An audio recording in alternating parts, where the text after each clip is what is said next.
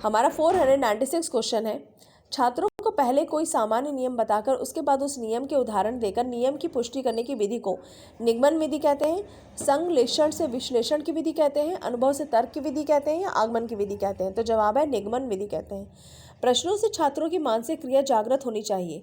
यह उक्ति किस विद्वान की है? रायबन, पिंसिट, रेमॉन्ट, इनमें से कोई नहीं।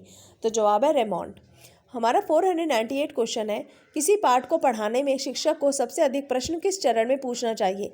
प्रस्तावना चरण में, पुनरावृत्ति चरण में, विकास चरण में, इनमें से कोई नहीं। तो जवाब है विकास चरण में।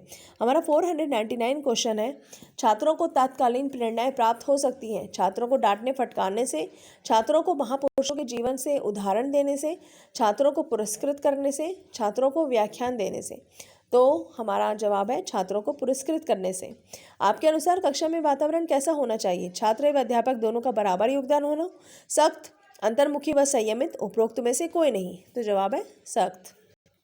हमारा 501 क्वेश्चन है, विद्यालय में पर्यावरण शिक्षा दी जा सकती है। तो इसके विकल्प है स्वयं अपनाकर, भाषण द्वारा, लेखों द्वारा, खेलकूद द्वारा। तो जवाब है स्वयं अपनाकर। निष्क्रिय प्रतिरक्षा को प्राप्त किया जा सकता है निवेशित करके। तो इसके विकल्प है एंटीबॉडीज, टीका, प्रतिजैविक, एंटीजन। तो इसका जवाब है एंटीबॉडीज।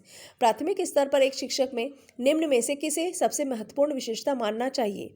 पढ़ाने की उत्सुकता, धैर्य और दृढ़ता, शिक्षण पद्धतियों और विषयों के ज्ञान में दक्षता, अति मानक भाषा में पढ़ाने की दक्षता। तो जवाब है धैर्य और दृढ़ता।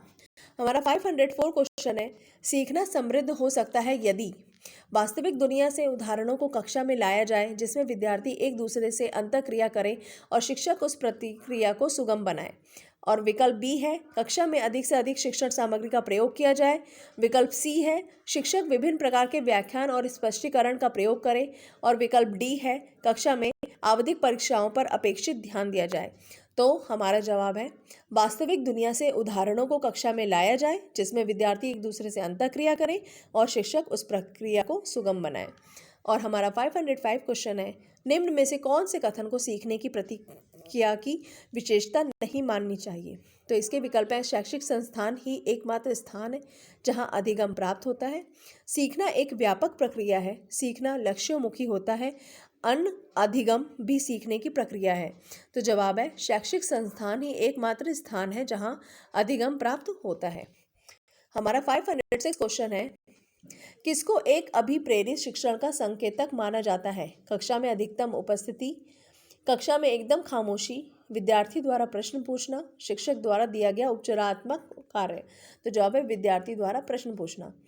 कृतिका अक्सर घर में ज़्यादा बात नहीं करती लेकिन विद्यालय में वह काफ़ी बात करती है। यह दर्शाता है कि विद्यालय हर समय बच्चों को खूब बात करने का अवसर देता है। शिक्षकों की यह मांग है कि बच्चे विद्यालय में खूब बात करें। कृतिका को अपना घर बिल्कुल पसंद नहीं, उसके विचारों का विद्यालय में मान्यता मिलती है। तो इसका जवाब है उसके विचारों को विद्यालय में मान्यता मिलती है। एक शिक्षक को अपने विद्यार्थियों की क्षमताओं को समझने का प्रयास करना चाहिए। निम्नलिखित में से कौन सा